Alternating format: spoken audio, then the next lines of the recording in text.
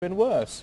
Well, the thing is, at the end of the day, what we're looking at, the context of what the Prime Minister said, he tackled some very important issues. And what he set right from the outset, and I think there has been some comment on it, is the importance of dissociating Islam from extremism. And that was the central point of the message. What's happened with the EDL and the EDL protests is appalling in terms of what they're standing for as well. And the Prime Minister, again, it reiterated in his speech that any kind of extremism, be it based on religion, colour or any kind of prejudice, is just not part of what British values are about. And yet people are looking at this and saying this is nothing more than finger pointing at Muslim communities, because whether he knew in advance this protest was taking place today or not, he could have tied this into the speech. The fact that he focused on Islamists is a problem. No, this is where the differentiation has to be made.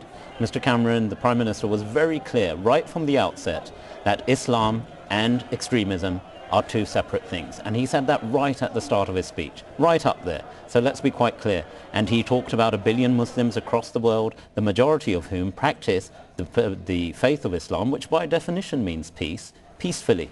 And this is about, and he also made the important point, which is sometimes lost, that anyone who is devout about their faith, Muslim, Christian, whatever, is suddenly perceived as an extremist. That's not the case. If you are devout about your faith, you're anything but an extremist. But he's also saying within the context of that speech, surely, that if you're a Muslim, if you have an Islam faith and you're not extremist, but you still need to move towards believing in the values of Britain if you do not do so. Well, I think there's this erroneous thing. I'm Muslim by my faith. And I'm also British. I'm of the West. And we talk about this difference and conflict that exists between the West and Islam.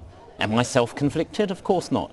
Britain has many values which are relevant to Islam, and Islam has many values which are relevant to Britain. This is about unifying people, bringing people together and a country together, and who better to do it than the Prime Minister? And just one point on this EDL issue as well. There are some who are raising issues. Indeed, I believe Sadiq Khan made the point in one of his things about associating what the Prime Minister has said with the EDL. That is actually erroneous, and I think, people need to be a bit more sensible about this. The Prime Minister is all about uniting people, not dividing them. You say it's erroneous, and yet, I mean, the basic premise of these far-right groups is about Britishness, about people being British. I mean, was this, doing this on the same day, was this foolish of the Prime Minister?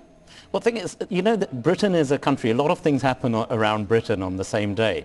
This is far from foolish. What the Prime Minister has done, there is no conflict between Islam and the West. There's no conflict between being Muslim and British. I'm a British Muslim, not conflicted, and the majority of people, devout, and I use that word quite deliberately and carefully, is what the Prime Minister did. If you follow your faith, you're not an extremist, and let's be clear about that. But there is a conflict, isn't there? If the Prime Minister is saying that you can be devout, you can hold your views, but you're not going to get any state money, you're not going to get a platform with politicians or access to universities or prisons, if you're not extremist, but you still don't conform to standards which he says are British. No, the standards are that those people who are extremists and support extremists or don't condemn extremism, why should they get funding? They shouldn't be getting funding. But you know what? A lot of Muslim groups operate without state funding. So this is not just about state funding. Let's not make it an issue there. The majority of Muslims, other communities, also accepted,